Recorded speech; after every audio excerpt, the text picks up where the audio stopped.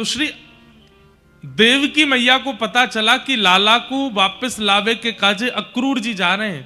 तो कारागृह में बैठी वही देवकी मैया ने अक्रूर जी को बुलवाया और अक्रूर जी से कहा, तुम मेरे लाला को लेवे जा रहे हो? बोले, हाँ मैया, अब चिंता मत करो, 11 वर्ष 56 दिन बाद अब आपको लाला वापस आ जाएगा। देवकी मैया बोली, मेरो एक काम करके आनो है आपको, ध्यान से सुनियो बंधु। अक्रूर जी महाराज बोले, क्या काम मैया? बोले, जब लाला को लेके निकलो ना वृंदावन से, नेक समय निकाल के यशोदा को एकांत में जाके बता दियो कि ये लाला वाको नहीं है, ये लाला मेरो है। कई लोगों के चित्त में आया होगा कि ये बात देवकी मैया क्यों बुलवा रही हैं? क्या किसी प्रतिस्पर्धा की भावना है या उनके मन में कोई और भावना? नहीं, देवकी मैया जानती हैं कि अब कृष्ण वापस लौट करके व्रज जाने वाले नहीं हैं। और यशोदा इतना ममत्व करती है, इतना प्रेम करती है कन्हैया से कि अगर कृष्ण 2 दिन तक लौट करके नहीं गए तो प्राण निकल जाएंगे यशोदा के। यशोदा को वास्तविकता पता होनी चाहिए कि कृष्ण किसका पुत्र है।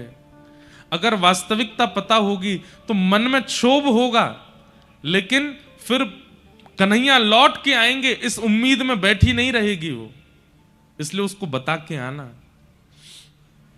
कि कृष्ण किसका पुत्र है और अब कन्हैया लौट करके व्रज नहीं जाएगा, ये बात यशोदा के कान में बोल के आना अक्रूर।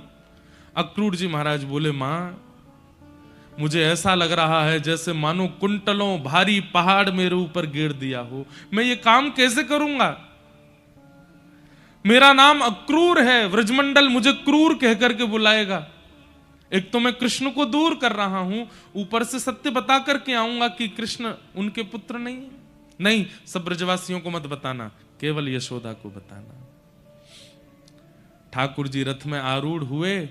अक्रूर जी महाराज बोले, भगवान आप ब्रजवासियों से मिलो, मैं नेक यमुना जी प्रणाम करके आऊं। ठाकुर जी बोले, हाँ जाओ। अक्रूर जी यमुना जी तो नहीं गए, पीछे खड़ी यशोदा मैया के हाथ पकड़े, मैया नेक आओ, आपसे चर्चा करनी है। यशोदा मैया को नंद भवन में ले गए, चरणों में प्रणाम करते हुए कहा, मैया ये कार्य करने में मुझे पाप का बोध हो रहा है, लेकिन मुझे आपको बताना पड़ेगा। कहा बात है अक्रूर, ऐसे कहीं को बोल लो है? 11 वर्ष 56 दिन पूर्व आपने सुना होगा कि कंस के कारागृह में अष्टभुजी देवी भद्रकाली प्रकट हुई थी। हाँ, मैंने सुनी तो हती कि एक देवी प्रकट भई। बोले, हाँ मां, वास्तविकता यह है कि आपके यहां लाली का जन्म हुआ था और कंस के कारागृह में वसुदेव देवकी के यहां पुत्र का जन्म हुआ। वसुदेव जी ने उस बालक की रक्षा के लिए वहां से लाकर के उस बालक को गोकुल में आपके पास सुला दिया और आपकी पुत्री को ले जाकर के कंस को दिया। वही पुत्री अष्टभुजी देवी काली बनी और जिस बालक को देवकी ने जन्म दिया वही पुत्र आपके यहां आया और वही कृष्ण है। कृष्ण देवकी के पुत्र हैं मां। मुझे बताने में बहुत संकोच है, पर मैं आपसे कहना चाहता हूं, 11 वर्ष 56 दिनों से कारागृह में प्रतीक्षा कर रही है मां देवकी। कृष्ण अब मथुरा जाएंगे, संभवतः लौट करके नहीं आएंगे। वो आपके पुत्र नहीं है, वो देवकी के पुत्र हैं। ये बात सुनकर के यशोदा मैया का तो मानो जैसे संपूर्ण शरीर ठंडा पड़ गया। स्तब्ध हो गई मैया। अब क्या कहना है, क्या बोलना है, क्या करना है, इसकी कोई स्थिति उनको नहीं पता।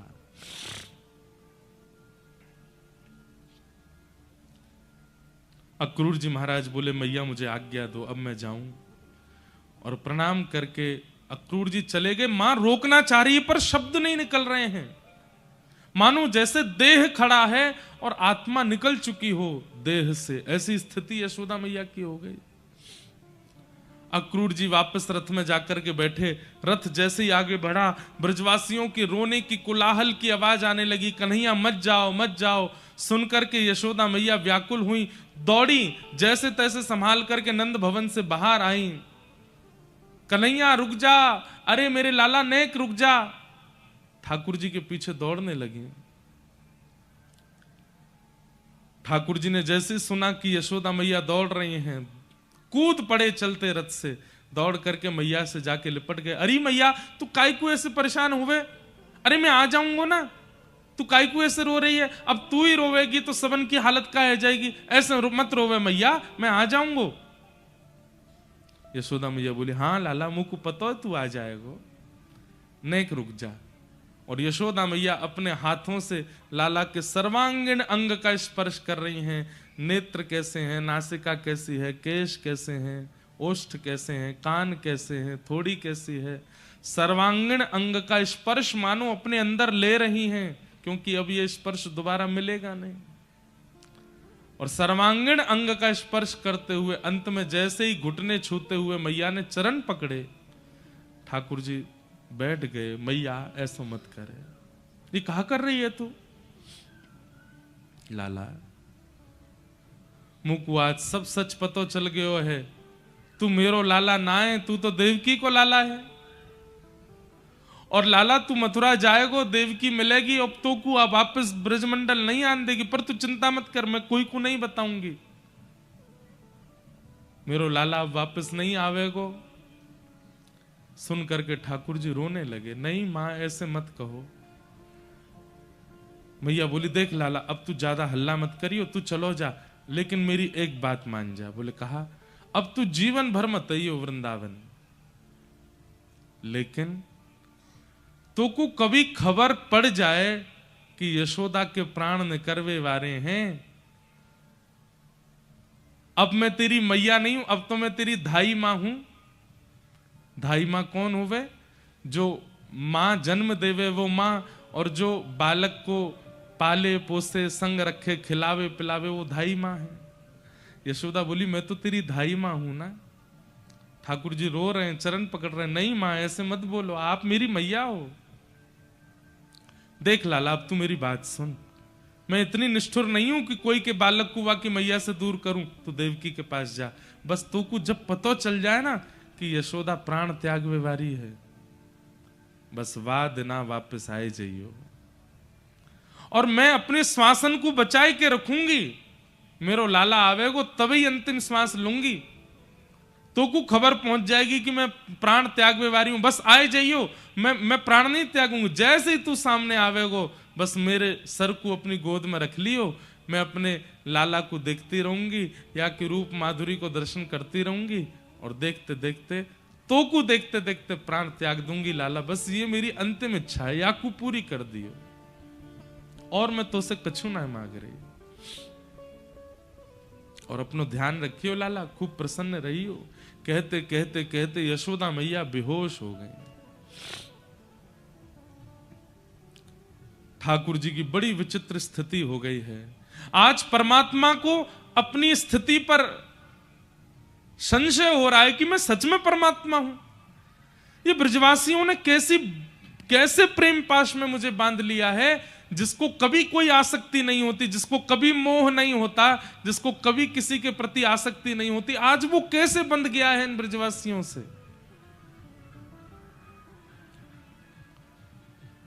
ब्रजवासियों की ओर इशारा किया। ठाकुर जी को ब्रजवासियों ने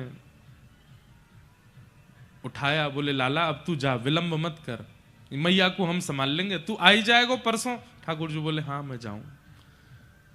मैया के चरणों में प्रणाम करके वृंदावन की रज को अपने जेब में रख के ठाकुर जी वृंदावन को प्रणाम करके रथ में आरूढ़ हो गए और मथुरा को प्रस्थान कर गए। बहुत भावुक कथा है।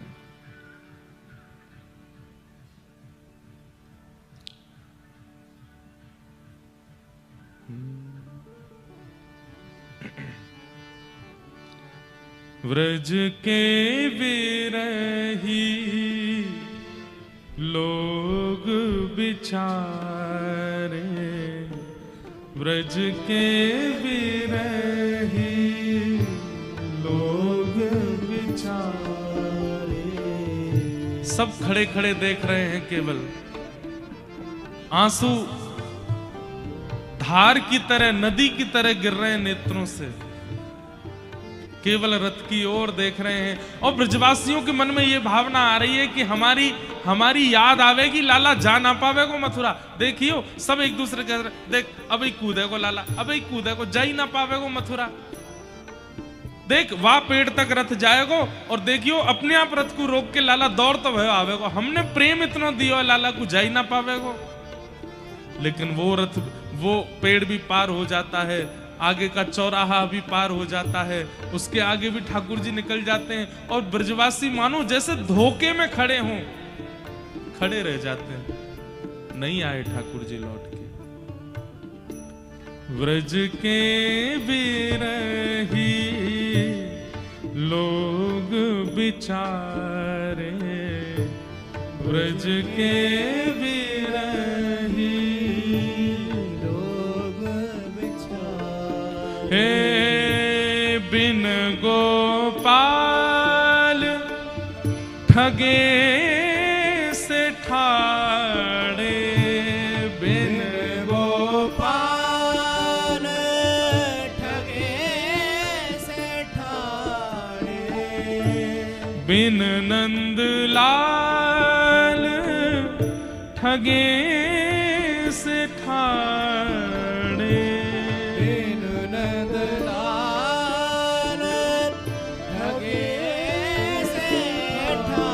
हे अति दुर्बल तनहारे,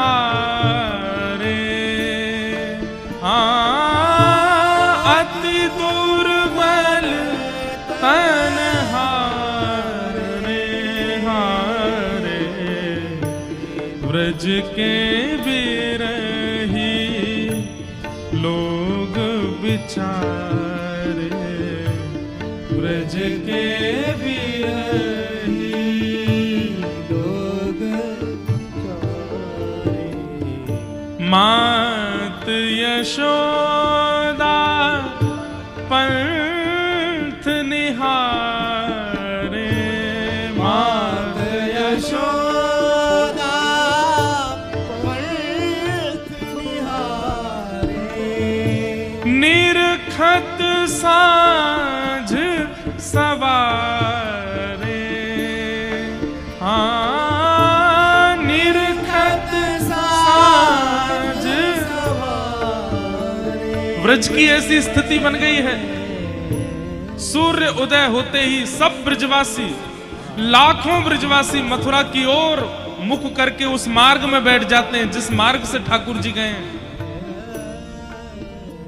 और आपस में चर्चा करते हैं, परसों की कह के गए हो, अभी तक नहीं आए हो। कोई ब्रजवासी, अरे मैं तो पहले ही कह रहा हूं, जे बड़ो कपटी है, परसों ना बोल रहा हो, बरसों कह के गए हो है। दूसरे उठ जाते हैं, अरे तू हमारे लाला पे लांछन मत लगावे, वो परसों की कह के गए हो, परसों ही आवे। वो कब आवेगी परसों?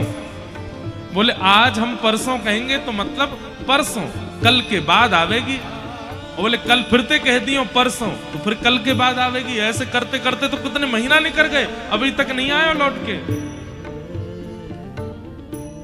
रोने लगते हैं, ठाकुर जी की लीला याद करके हंसने लगते हैं, देखते रहते हैं। हवा के झोंके से अगर पेड़ भी हिल जाता है मथुरा की दिशा का, ब्रजवासी मानो जैसे खड़े हो जाते हैं। देख कछु आ तो रोए वहां से, जाके देखते हैं, बोले हवा चल रही है, कोई रथ नहीं आ रहा है।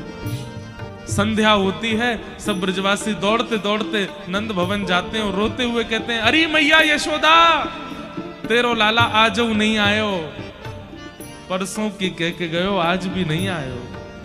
व्रज के बिरही लोग बिचारे, व्रज के बिरही लोग बिचारे।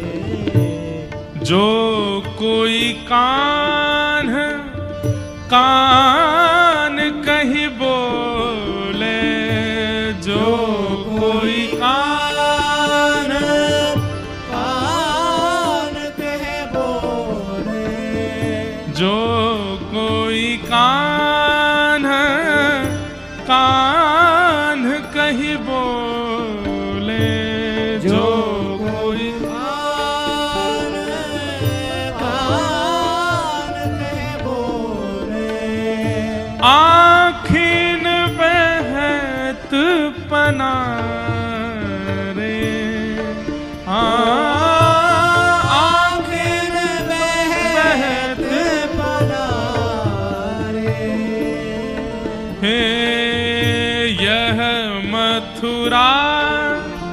काजर की रेखा, यह मथुरा काजर की रेखा, जेनिक से ते कारे, हाँ जेनिक से ते कारे।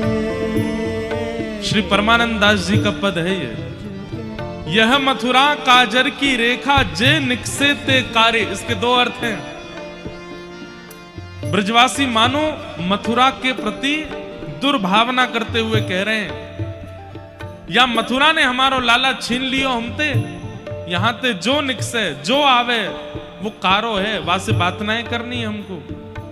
और दूसरा अर्थ क्या है, इतना प्रेम में विह्वल हो चुके हैं ब्रजवासी कि मथुरा से जो आता है उनको लगता है कृष्ण है, दौड़ पड़ते हैं। कोई गोरा होता है तो कहते हैं, अरे लाला मथुरा जाए के गोरो है गो, तब वो कहे मैं कृष्ण नहीं हूं, मैं कोई और हूं। कोई मोटा आ जाए तो दौड़ पड़ते हैं, मथुरा की ओर से आया, अरे लाला खा पी के मोटा है गो हमारो, मैं कृष्ण नहीं हूं। कोई स्त्री आ जाए तुरंत जाते हैं, अरे लाला तू तो यहीं पे छोरी बनो डोलता, वहां जाके पूर्ण स्त्री बन गो, अरे मैं कृष्ण नहीं हूं। मथुरा से आने वाला हर व्यक्ति काला दिखता है, मतलब कृष्ण दिखता है। यह मथुरा काजर की रेखा, यह मथुरा काजर की रेखा, जेनिक से ते कारे, हाँ जेनिक से ते कारे। हो ब्रज के विरही लोग बिचारे, ब्रज के विरही लोग बेचारे, परमानंद स्वामी बिन ऐसे, परमानंद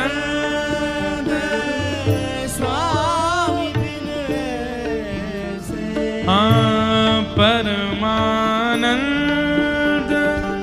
स्वामी बिन ऐसे, परमानंद स्वामी बिन ऐसे। ब्रजवासी कह रहे हैं, लाला के बिना हम कैसे हैं, शब्द सुनिएगा। परमानंद स्वामी बिन ऐसे, परमानंद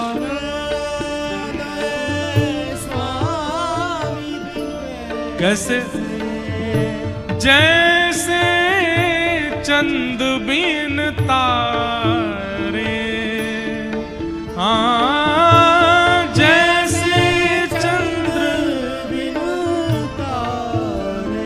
अरे जिस दिन चंद्रमा नहीं निकलता अमावस्या के दिन, उस दिन तारे भी नहीं दिखते। चंद्रमा है तो तारे हैं। परमानंद स्वामी बिन ऐसे, जैसे चंद बिन तारे। व्रज के बिरही लोग बिचारे, व्रज के बिरही लोग बेचारे, व्रज के बिरही लोग बिचारे, व्रज के बिरही लोग बेचारे। ऐसा प्रसंग है भागवत जी का कि इसमें प्रवेश करने में भय भी लगता है और करे बिना रहा भी नहीं जाता। पर हम अब और अधिक इस विषय पर नहीं बोलेंगे। भगवान मथुरा पहुंचे और मथुरा जैसे ही पहुंचे हैं मल्लानां वशनिर्णीनां नरवरस्त्रीणां स्मरो मूर्तिमान् गोपानां स्वजनो सतां क्षितिभुजां शास्त्रा सुपित्रो शिशुः मृत्युर्भोजपतिर्विराट विदुषां तत्त्वं परं योगिनां वृष्णीनां परदेवतेत विदितो रंगम गतः साग्रज। अपने अग्रज बलराम जी के साथ जैसे ही ठाकुर जी ने मथुरा में प्रवेश किया, मल्लानाम मशनिर्णेनाम नरवर, बड़े बड़े योद्धाओं को ठाकुर जी योद्धा के रूप में, मल्लों को ठाकुर जी मल्ल के रूप में दिखाई दे रहे हैं। जैसी जिसकी भावना है वैसे ठाकुर जी दिख रहे हैं। स्त्रीणाम स्मरो मूर्तिमान, अब विवाहित स्त्रियों को ठाकुर जी अपने दुल्हा के रूप में दिख रहे हैं। बूढ़े बड़े माता पिताओं को, दादी दादाओं को ठाकुर जी अपने नाती पोता के रूप में दिख रहे हैं। छोटे बालकों को अपने सखा के रूप में दिख रहे हैं। सबकी भावना के अनुरूप ठाकुर जी अलग अलग दर्शन दे रहे हैं। लेकिन 50 सिड्डी ऊपर स्वर्ण सिंहासन पर बैठा मथुरा का राजा कंस, उसको ठाकुर जी अत्यंत काल रूप, अत्यंत भयभीत दिखाई दे रहे हैं। मृत्यु दिखाई दे रही है। मृत्युर्भोजपतिर विराट विदुषाम तत्वम परम योगिनाम, योगियों को तत्व के रूप में, तत्व ज्ञानियों को तत्वज्ञानी ठाकुर जी ज्ञानी लग रहे हैं। वृष्णी नाम परदेवतेत विदितो रंगम गतः साग्रज, और वृष्णी वंशियों को, यदुवंशियों को ठाकुर जी अपने पालनहार के रूप में दिखाई दे रहे हैं। ठाकुर जी ने रणभूमि में प्रवेश किया, कुबलिया पीड़ हाथी का वध किया, धनुष भंजन किया, मल्लों के साथ युद्ध किया। 50 सिड्डी ऊपर बैठे महाराज कंस के पास पहुंच करके केश पकड़ करके दोनों भुजाओं में उठा लिया। 11 वर्ष के ठाकुर जी ने विशाल कंस के रूप को उठा करके पृथ्वी पर पटक दिया। कंस की मृत्यु हो गई। बोलो कंस मर्दन भगवान की।